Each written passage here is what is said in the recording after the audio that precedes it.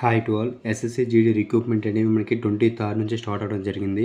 కానీ ఇప్పుడయ్యే ఈ 3 డేస్‌లో కూడా చాలా విధాలుగా మనకి నెగెటివ్ రెస్పాన్స్‌లు ఎక్కువయ్యాయి. అంటే ఐటీబీపీ చిత్తూరులో అవ్వచ్చు, సీఎస్ఎఫ్, సీఆర్‌పీఎఫ్ హైట్ విషయంలో గానీ, రన్నింగ్ 5 కేఎం ఏసే విధానంలో గానీ చాలామంది క్యాండిడేట్స్ అనేవాళ్ళు డిస్‌క్వాలిఫై అవుతున్నారనమాట. మనకి పాస్ పర్సెంటేజ్ ఎంతైతే ఉందో దానికి క్వాలిఫై పర్సెంటేజ్ కూడా బానే ఇచ్చారు. 1:8 రేషియోలో వచ్చినా సరే చాలామంది వరకు ఏంటంటే అటెండ్ అవ్వట్లేదనమాట. అంటే 100%లో 20 మెంబర్స్ అయితే ఖచ్చితంగా కూడా రావట్లేదనమాట ప్రతి బ్యాచ్‌లో కూడాను.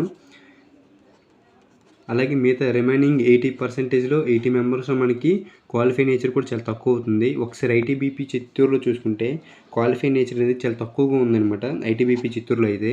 సీఎస్ఎఫ్ యూనిట్‌లో ఏంటంటే నిన్న జరిగిన విషయంలో ఫర్ ఎగ్జాంపుల్ నిన్న ఏదైతే జరిగిందో 5 కేఎం విషయంలో ఓవరాల్‌గా బ్యాచ్‌కొచ్చేసి ఏంటంటే 50 మెంబర్స్‌ని రిలీజ్ చేస్తే దాంట్లో 12 మెంబర్స్ మాత్రమే క్వాలిఫై అయ్యారు 5 కేఎంలో.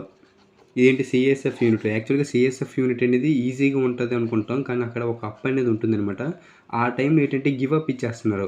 అంటే అది ఇంకా అవ్వట్లేదు అని చెప్పేసి, లేకపోతే వెదర్ కండిషన్ వల్ల, టెంపరేచర్ ఎక్కువ ఉండడం వల్ల అలా చెప్పి.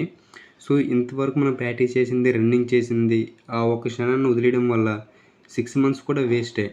సీఆర్‌పీఎఫ్ యూనిట్ వచ్చేసి ఏంటంటే ఇది ఒక్కదానికి కొద్దిగా పాజిటివ్ రెస్పాన్స్ ఉంది. ప్రియదర్శినిలో ఏదైతే ఔటర్ రోడ్‌లో 800 మీటర్స్ ట్రాక్ ఉందో దీంట్లో జస్ట్ 6 రౌండ్స్ వేస్తే చాలు. అంటే జస్ట్ 6 రౌండ్స్ అంటే ఆల్మోస్ట్ 4.8 కేఎం. ఫినిషింగ్ అనేది 200 మీటర్స్ ఉంటదనమాట. ఎక్కడ కూడా మనం కాంప్రమైజ్ అయ్యే ప్రసక్తే లేదు 5 కేఎంలో. సో, ఇలా అనమాట. కాకపోతే ప్రియదర్శినిలో పాజిటివ్ రెస్పాన్స్ ఉంది. సీఎస్ఎఫ్ యూనిట్‌లో పాజిటివ్ రెస్పాన్స్ వస్తది అనుకుంటే అక్కడ కూడా కొద్దిగా నెగెటివ్ రెస్పాన్స్‌తోనే ఉంది. ఐటీబీపీ చిత్తూరు గురించి చెప్పవసరం లేదు. ఎందుకంటే అక్కడైతే ఫుల్ నెగెటివ్‌లోనే ఉంది. అంటే పాస్ పర్సెంటేజ్, క్వాలిఫై నేచర్, హైట్‌లో ఏంటంటే హైట్‌లో 170 సెంటీమీటర్స్ ఎగ్జాక్ట్‌గా ఎవరైతే ఉంటారో వాళ్ళకి కూడా కష్టమైపోతుందంట. అంటే ఎగ్జాక్ట్‌గా 170 ఉన్నా సరే, అంటే మనం చెక్ చేసుకున్నప్పుడు 170 ఉంటాం. కాకపోతే అక్కడ వాళ్ళు చెక్ చేసేటప్పుడు ఏమవుతుందంటే 169.9 వచ్చినా సరే కొద్దిగా ఇబ్బందే. అంటే ఎగ్జాక్ట్‌గా 170 మనం ఉన్నా సరే ఏంటంటే లాస్ట్ టైం ఎవరైతే వెళ్తారో, లాస్ట్ టైం వెళ్ళిన వాళ్ళ దగ్గర క్వాలిఫై అయినప్పుడు మనకొక ఇది ఇస్తారు, డాక్యుమెంట్ లాంటిది. దాంట్లో హైటు, వెయిట్ అన్నీ రాసి ఉంటాయి. అది తీసుకెళ్ళడం చాలా బెటర్. ఎగ్జాక్ట్‌గా 170 ఉన్నా సరే మనకి కొద్దిగా డౌట్‌గానే ఉంటుంది. ఎందుకంటే మనం చెక్ చేసుకున్నది ఒకలా ఉంటుంది. అక్కడ చెక్ చేసిన వెళ్ళాక ఒకలా ఉంటుంది. కాకపోతే అక్కడ మనం ఇచ్చే బోర్డ్‌లో 170 సెంటీమీటర్స్ కరెక్ట్‌గా ఉంటే మాత్రం ఎటువంటి ఇబ్బంది ఉండదు. మనం క్వాలిఫై అయితే చేస్తది దాంట్లో నో డౌట్. కాకపోతే 169.9 ఉన్నా సరే డిస్‌క్వాలిఫై అయినోళ్ళు మా ఫ్రెండ్ ఒకళ్ళు ఉన్నారు. జస్ట్ నిన్నే వెళ్ళారనమాట. సో, ఎనీవే ఎంతైనా సరే మన ప్రయత్నం మనం చెయ్యాలి. ఆ టైంలో ఏమవుతుందో చెప్పలేం. సెన్సార్ కూడా పెట్టడం జరిగిందనమాట. హైట్ విషయంలో సెన్సార్ పెట్టడం జరిగింది. సో, దానివల్ల కూడా కొద్దిగా మనకి డిస్‌క్వాలిఫై నేచర్ కూడా పెరుగుతుంటది. రన్నింగ్ 5 కేఎం అనేది ఏమవుతుందంటే చాలా వరకు ఒక సీఆర్‌పీఎఫ్ యూనిట్ అంటే కేంద్ర ప్రియదర్శిని దగ్గర తప్పించితే సీఎస్ఎఫ్ యూనిట్‌లో కూడా మనకి 2 కేఎం వరకు, అట్‌లీస్ట్ 2 కేఎం వరకు అప్ ఉంటుంది.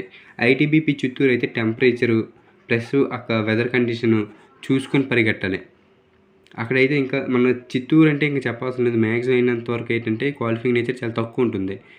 మరి ఎందు గురించో మరి 5 కేఎం అక్కడ వేయలేకపోతున్నామో, లేకపోతే అది గుట్ట కదా, ఒక విధంగా ఏంటంటే కొద్దిగా అప్స్ ఎక్కువ ఉండడం వల్లో, లేకపోతే వెదర్ కండిషన్ వల్లో ఇంకా క్వాలిఫై నేచర్ అనేది తక్కువ అవుతుంది.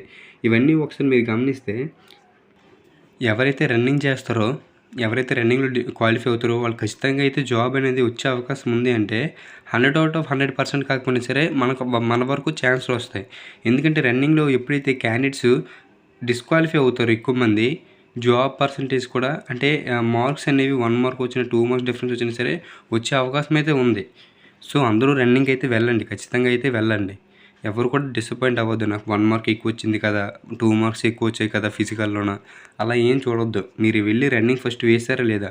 మీరు రన్నింగ్ వేయలేనిది ముందు మీరు ఎందుకు డిసైడ్ అవుతున్నాం మనం? అసలు ఏమీ చేయొద్దు. ఖచ్చితంగా కూడా 100% రన్నింగ్‌లో ఇవ్వండి. కాకపోతే వెదర్ కండిషన్స్ కూడా చూసుకొని గివ్ అప్ ఇవ్వద్దు. ఎందుకంటే 6 మంత్స్ కష్టపడి మనం రన్నింగ్ చేసాం. ఈ 6 మంత్స్ అనేవి ఒక 24 మినిట్స్ వెదర్ ఎలా ఉంటే ఏంటి? వర్షం అయితే ఏంటి? ఎండ అయితే ఏంటి? గుతకలుంటే ఏంటి? అప్ ఉంటే ఏంటి? డౌన్ ఉంటే ఏంటి? 24 మినిట్స్ అదే టార్గెట్. కరెక్ట్‌గా కొడితే 5 కేఎం అయిపోవాలి అంతే.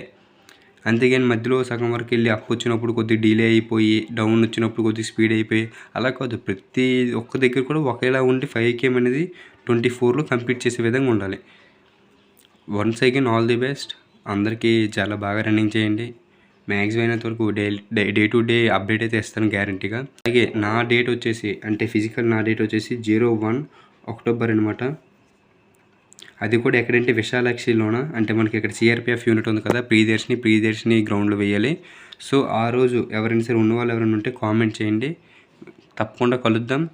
సో అందరూ రన్నింగ్ బాగా ప్రాక్టీస్ చేయండి. జై హింద్.